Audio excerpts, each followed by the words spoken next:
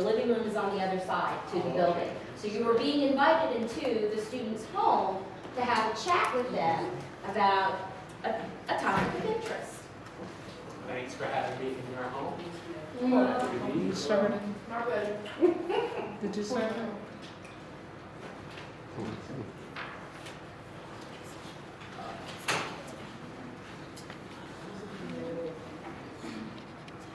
I don't know.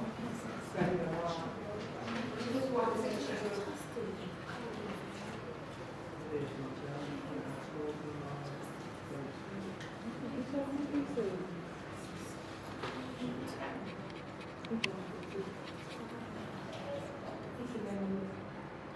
International business. Wow. All right. Well, I just want to introduce myself. I mean, I'm really excited to be here with everyone. My name is Mfan Arpan. I'm business faculty at Olive Harvey College, which is part of the City Colleges of Chicago.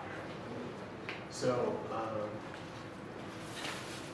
really appreciate the opportunity to take the time. It's an honor and privilege to be here with you to discuss the topic and to share my perspective on how international business practices impact our local economy. So I want to thank Dr. Battle for giving me the opportunity to come here to speak with you in your living room. So I also want to let you know that despite my position and title, I'm not an expert on this subject. So I'm not an expert on it, but I'd like to just share some information and give you my opinion on it. So we're going to get started today. The topics we're going to cover are what is international business practice. We're going to look at it from a cultural perspective. So we're going to look at cultural impacts on international business practices. We're going to see how technology makes it local. So that's the other piece. So we're going to look at the technology portion. Then we're going to have a chance to discuss, share opinions, ask questions. So the first portion, I really spent some time to try to think of a definition of international business practice. So what I came up with was it's a process. So it's a process followed by a company when you're trying to pursue a business objective or goal. Does that make sense to everyone? It's a process, right? So I wanted to look at what affects this process. So there's many different things we can talk about, laws, etc., but I wanted to focus on culture because we're dealing internationally. So there's different aspects of culture that can affect the business process. So I took the top three. So the first one I wanted to talk about is the pace of business. The pace of business. I want to be a little interactive. Does anybody have an idea what the pace of business is? What is it? What's the flow of it? How's it going? There's monthly, quarterly, annual, semi-annual, annual. Right. But think of let's say from a more transactional point of view, if you're doing a business deal, you're thinking of the pace of that deal, right? So if you're doing a business deal, you're meeting, right? Basically the idea is to sign a contract, come to some sort of agreement, right? So think about that. So when we're talking about the pace of business, we're looking at the time it takes to do that. So when we talk about culture affecting that, think about, let's say in the US, if we're going to a business meeting, the idea is we get to a business meeting at a set time, let's say 9 o'clock. We meet for an hour, we talk about the business, and at the end, we'll sign a contract, right? We'll come to some sort of agreement. But think about if you're in another country, that process may not work the same, right? Maybe, what if the other side, you go to a meeting at 9 o'clock, the other side comes at 10 o'clock. They come late. What if that's normal, to come late to meetings, right? Or what if, before you start having a meeting, you have to do small talk, right? There's more some informal conversation before you get to the business talk. So I'll give you an example. I've got a buddy who works in sales. And he works in sales and he travels internationally quite a bit. So he travels to Brazil. So he was telling me when he's in Brazil, it's a lot different to do business than in the US. So I was asking him, how is that? Why is that? So he said, same thing I was mentioning before. When you have a meeting, you expect the person to come late. And then when you show up for the business meeting, you're not going to talk about business. So he said there you have a lot of small talk, you'll talk about your family, and there they like to talk about sports. What sport do you think we talk about in Brazil? Soccer, right? So you've got it, what do you think my friend has to know a lot about? Soccer, right? So he knows a lot about soccer, so we have conversations about that because they're looking to build some type of relationship. So this is one of the ways that the pace of business can be affected by cultural impacts. The next one is protocol. What do you think protocol could be? That's the way you go about things, right? Right, good, but how? Dig a little deeper. Well, it could be verbally, or it could be physical. So an example of that could be when we're here in the U.S., when we meet someone, what's the first thing we do? Check. You shake hands. But do people shake hands everywhere? No. No, right?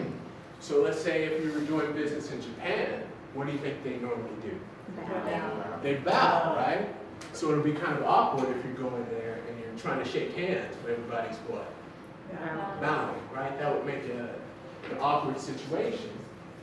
And it could affect the whole impression of the business because most people like to do business with someone they know, like, and trust, right?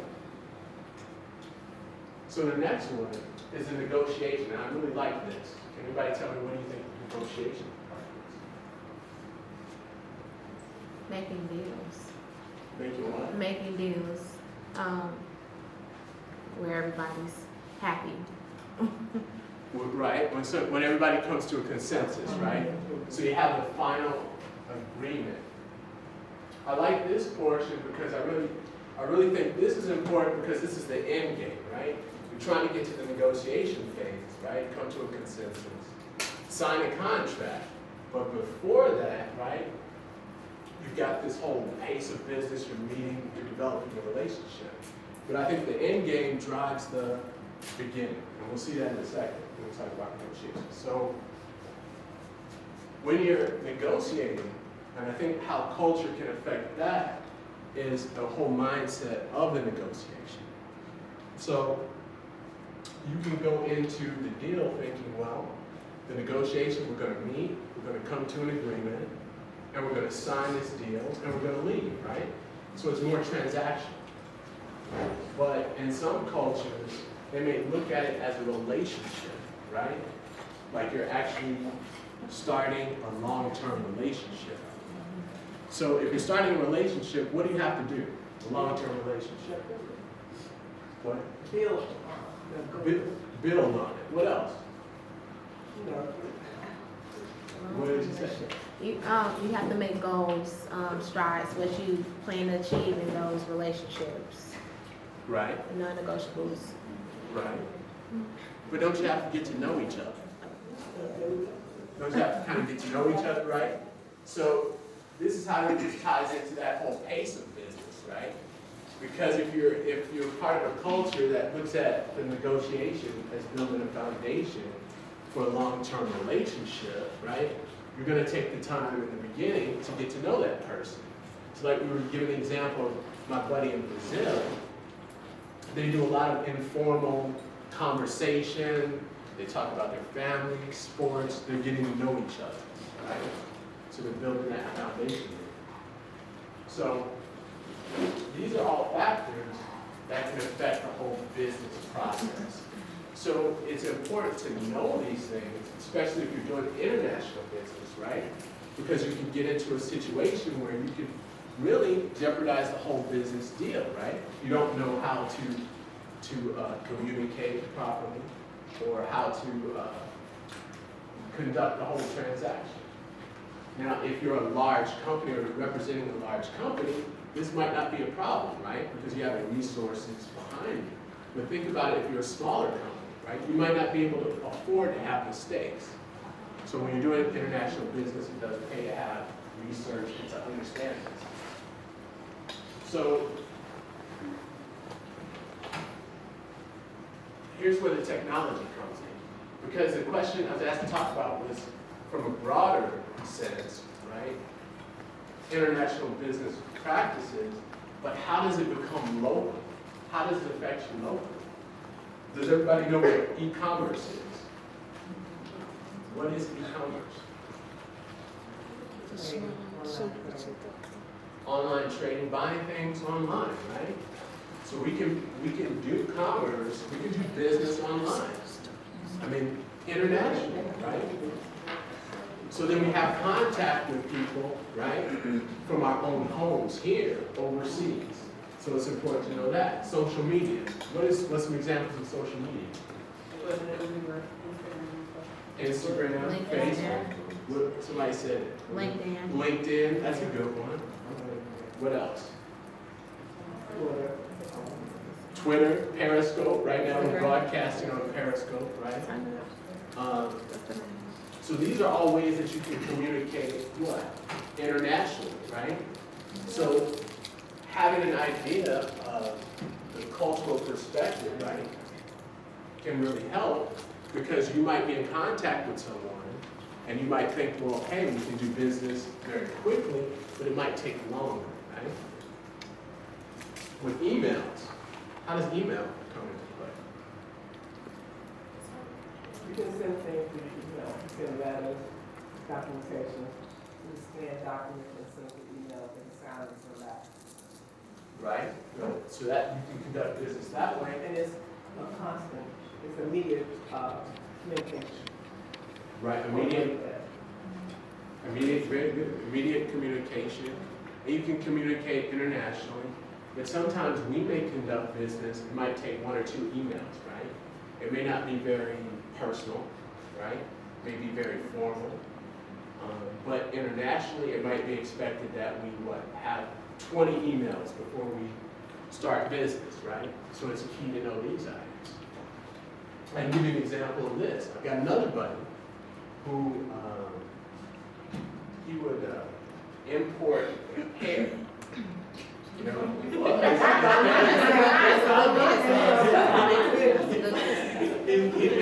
hair from China, right?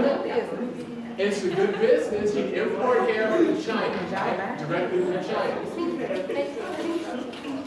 Now think about this. He ran into issues. One big issue he ran into, he was trying to make an order, and he was emailing his supplier, and he wouldn't get a reply. He wouldn't reply. Why do you think? Does anybody? Because China is a third world country and they don't have technology like we do.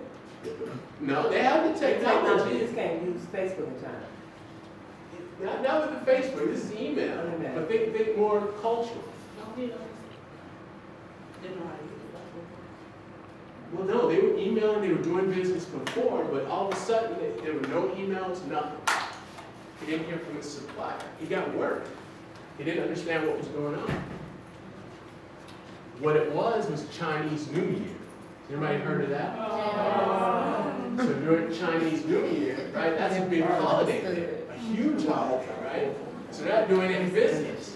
But he didn't know that. Because do we really celebrate it here? Is that a national holiday here?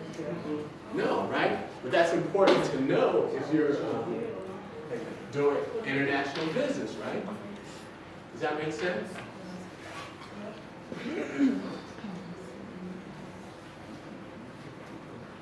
And so we're going to lead into the whole discussion and question portion now.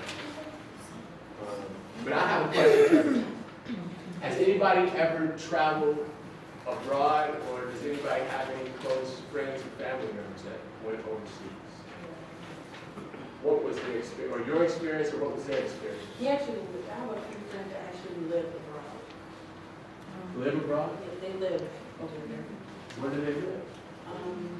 Two that are over there before, one that is in Brazil, Czechoslovakia, and then my mom went to Paris.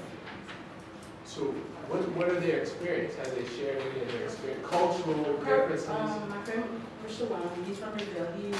It was a major culture shock for him. Like the fact that he's from Brazil, like they're all friendly, they're always dancing, always upbeat. Dancing?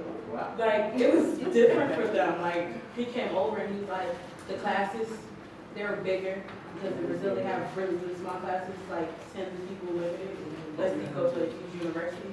Okay. But he's like, it's a lot more people. He sees different faces. Like usually when you walk by, it's different faces, but not usually. Okay. Okay. What challenges do they have? Like your His language, like certain things he said came off as offensive, and then he couldn't understand us because like we have an accent to them, Right. and he'd get confused.